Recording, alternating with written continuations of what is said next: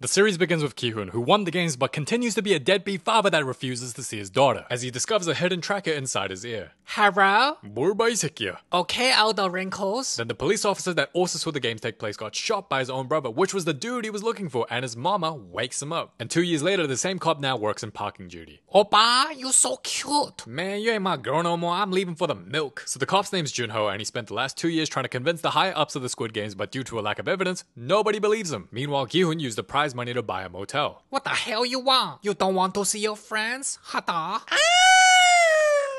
So bro's clearly traumatized from the games and is now buddies with this dude. The very loan shark that Ki-hoon borrowed money from. The same dude that tried to sell Ki-hoon's organs is all buddy-buddy now because he paid the money back. And Ki-hoon gives him more money to hire more men to find the recruiter for the games. And that's all he's been doing for the past 2 years, trying to find the recruiter with the goal of stopping the games for good. So the loan shark gets his boys and goes around all of Korea's metro to find the recruiter. Meanwhile, this raggedy homeless looking dude is the one who found Junho and rescued him after bro got shot. And Junho spent the last 2 years trying to find the islands where the games take place in search of his brother, who we now know as the front man. And after some time, they finally found him.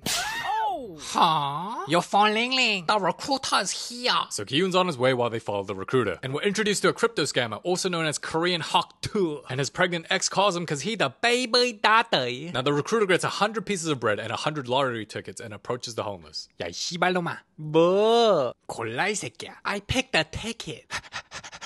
Shit. Byung-shin. Then he finds more of the homeless and nearly all of them pick the lottery ticket.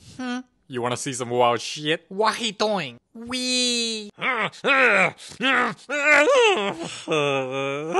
our silly Ki-hoon gets pulled over for speeding, which gets Junho to search up his license plates and remembers that it was because of Ki-hoon he infiltrated the games in season 1. Then the recruiter starts to leave, and out of fear they think they'll lose him before Ki-hoon arrives. They try to capture him themselves. Skirt. Where he at? Oh, it was you. So the recruiter plays Russian roulette with the loan sharks on a game of rock, paper, scissors -1. Teaser. Click. That's no fun. I add 5 more bullets. How? So the dude in fake chains clearly loses, but the boss willingly disqualifies himself by not putting out his hand. And when Ki-hoon gets back to his crib, the recruiter is already there, and they play Russian roulette, taking turns shooting at their own head. Click. Click. Oh, that's too freaky. Then it's Ki-hoon's turn at a 50% survival rate. Pull the trigger, pussy, or admit you're trash like the rest of the players. 이 개새끼야. I bet. Click. It was at this moment that he knew. He f***ed up. Pull the trigger, pussy, or admit you're a dog serving your little master. And Junho pulls up to Ki-hoon's motel, then frees the loan shark that survived the Russian roulette. And with the recruiter dead, Ki-hoon finds an invitation card to a Halloween party. Huh? You under arrest. I like potato.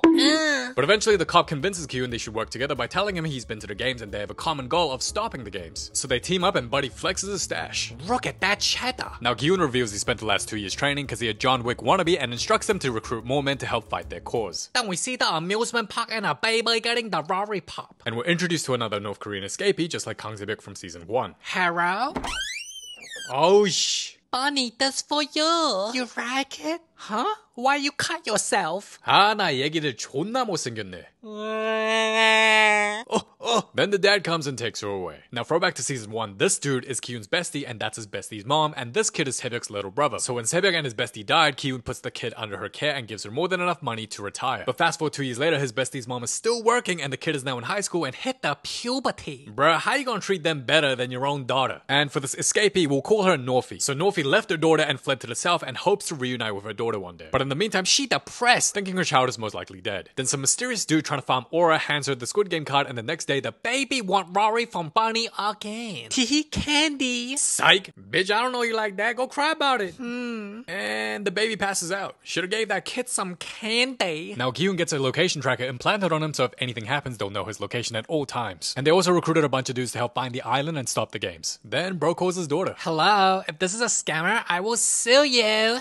나 영어 못해. So Buddy locks in and goes to the Halloween party and is escorted by one of the guards who takes him to talk to the front man. You should have took the flight, stupid. Now you a dumbass and a deadbeat. I wanna play hero. You ain't gonna do shit, cause the world won't change, so the game always exists.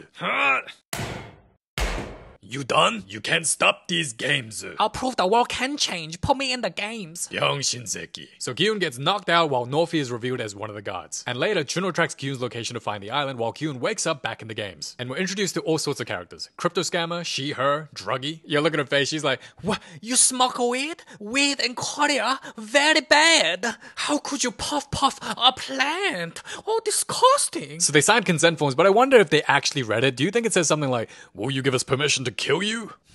Lost all my money thanks to you. Okay, you kimchi hawk tour. So Miss Pregnant is also participating while the frontman oversees the games. And Ki-hoon reunites with one of his old gambling friends from season 1. Like, damn, how many broke friends you got? So the first games begin. Senorita, I am high. You want some of my ketamine? Then Buddy finds out his location tracker was intentionally removed and found in some fisherman's bait. Oh, 씨발.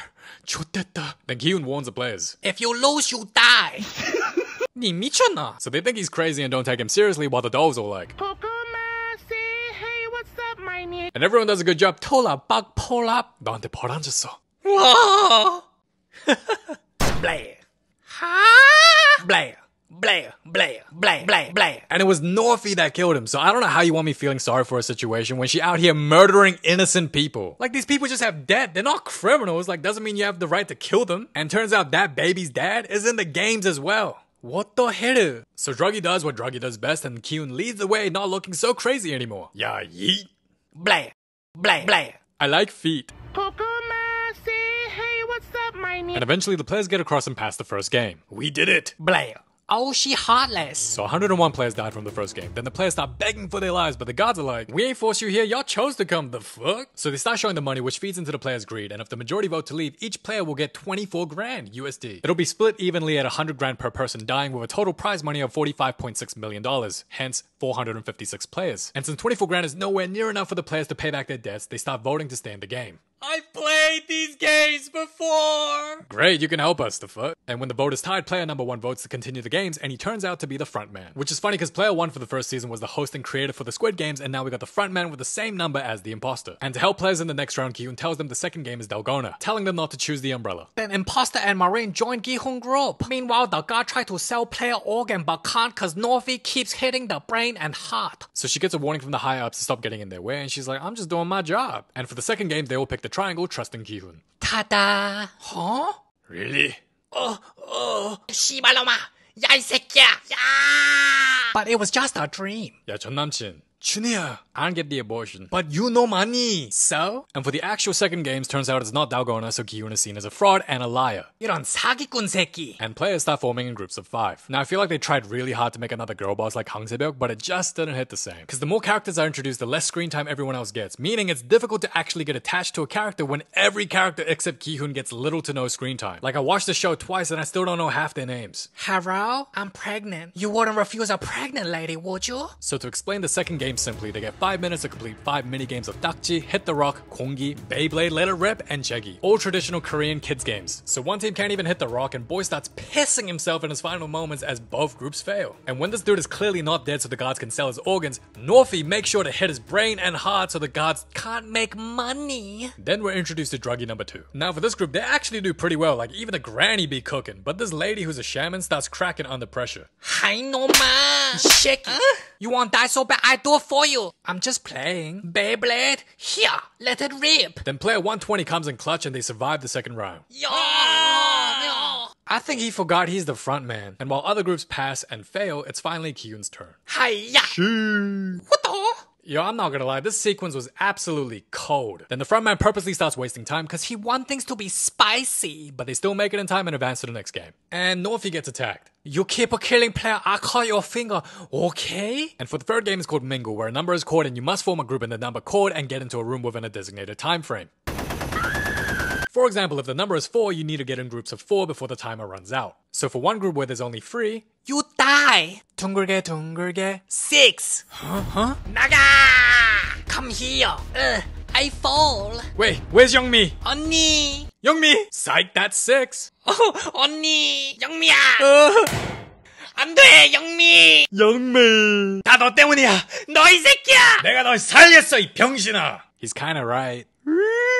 Then for the next round, the game announces 2 players. So the druggies ditch the nerd, and this dude pulls her hair while this guy kicks him in the nuts and gets to the room. And the frontman starts showing glimpses of his true colors. What the hell? And for the third games, Norfie doesn't interfere, so players still alive were sent to get their organs sold. Meanwhile, Juno's team's practically hopeless as they keep failing to find the island. And with 100 players remaining, if they vote to leave now, they get 350 grand each, which is a pretty good deal considering it's highly unlikely they're going to survive. But no, clearly these players are in a lot of debt, or they're just plain greedy, because honestly, if you're that greedy and want high risk, high reward, then just cash out and put it all on black. At least if you lose, you won't die. So the votes turn out to be a tie, and the gods say they'll do a revote tomorrow as tensions rise between the X's and O's. And what do you know, for dinner they give each player a fork. Can I lick your feet? I like kimchi. So when the druggies threaten the nerd and tells him to vote O, Crypto Scammer speaks up. 뭐야 너 네 뒤질래. The next time I get high, I'll make your pregnant ex mine. She'll love it. Ooh, get him! Shibaloma, bitch!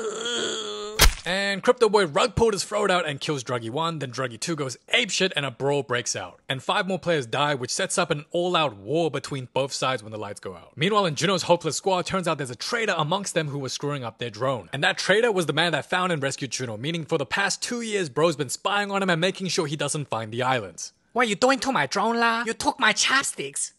Yeah, yeet. And this is the moment the season started getting weird for me. So Frontman suggests to attack first, but Kyun's like, no, we wait it out, play dead, and attack the gods and stop the games. But people will die if we play dead. It's for the greater good. So because Kyun is so self-righteous, players who voted X are helplessly murdered while Kyun just watches from a distance and does nothing. And why did the others listen to him? If more X players die, then they'll never win the vote to get out. And if you actually help Kyun stop the games, you can't cash out the 380k, meaning you survived all those games just to leave empty-handed. Then Sebyok Wannabe gets cornered by Druggy number 2. You eat noodle? No! Anyways, back to stabbing, and she's dead. What's sad is I don't even know her name because she got such little screen time. And finally the gods show up. Beep. Psych, got your gun. Teehee. And player 120 is an absolute savage, killing 4 gods. Retreat. Wait, no! Then Kyun forces the captured god to take him to the control room. Huh? Oh, you dead. Yo, this dude is cooked. He's not even opening his eyes as he shoots. Then Kyun and his bestie ditch the rest while they run out of ammo. So the Marine is sent to bring more ammo, but on his way back, he gets scared and decides not to go back. And when it started looking like the players had the edge, Frontman wanted to be Frontman again, killing the players and faking his death. Hello? And when player 120 goes back to retrieve more ammo, it's already too late, and the granny's like, Think of the 380 grand. Okay. And the players surrendered but were still executed. And I have a theory about Cancer Baby's dad, who is presumed dead. My theory is the dad is still alive so they can sell his organs, but because Norfie knows the dad personally, she's gonna do something about it. That's my theory. And by the end, Kyun and his bestie get arrested, and the front man shows up. Was it fun playing the hero?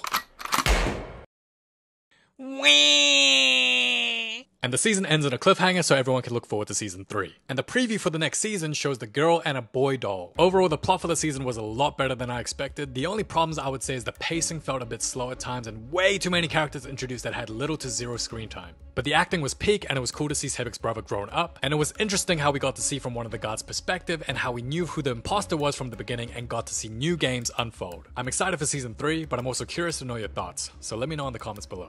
Thank you so much for watching. It's been your boy KC, and yeah, till next time.